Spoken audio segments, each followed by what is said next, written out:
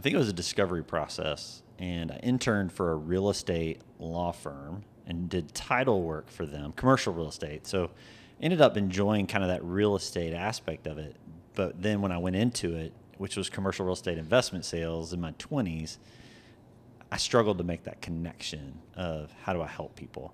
Now, granted, there are investors in real estate and they need help, and there's certainly a market for it. But it just, for me personally, it wasn't as satisfying as I had hoped. And it, nothing against the profession, just for me and my wiring, it wasn't quite the niche. What I loved doing in the office was I ended up leading a few like lunch and learns or the evening, enrichment. And one of them, I did this workshop on Thomas Stanley's The Millionaire Mind. People might be familiar with The Millionaire Next Door, but he wrote The Millionaire Mind. Fascinating book. Talks a lot about like what do you find as high qualities you would want in a spouse, and it's always character stuff. And here's a guy doing just empirical research of millionaires, and they find that character trumps income producing, and it trumps what you do for work or if you're funny or attractive, but it has everything to do with being honest, caring for others, being others focused.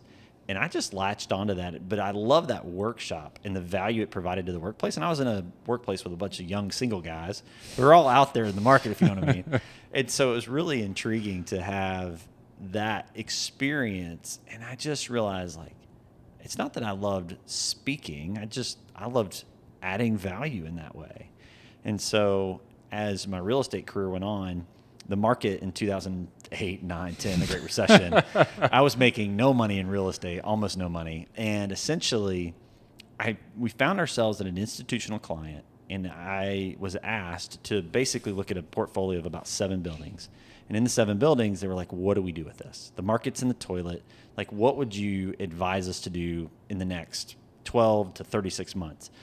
And so my partner and I at the time spent a long time just coming up with recommendations, doing the financial analysis. And I found myself really enjoying the financial analysis, which was really weird because I was a sales guy.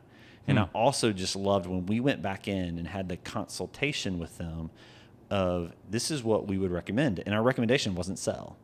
It was, hey, we think you should take this building, carve it out. These buildings you're going to lease up over time. This one you need to invest in. It's a little tired. And we knew if that business was to ever come, it was going to come many years down the road. Right. But what was amazing was their feedback. They said, no one's ever come in here and not pitched us on selling, like either soon or in the next 12 months. And they said that was so valuable. And I loved that process. So I understood all of a sudden, like this consultative approach with data. And for the first time, I'd gone from a sales thought to like, I wonder what it would be like to be, God forbid, an analyst.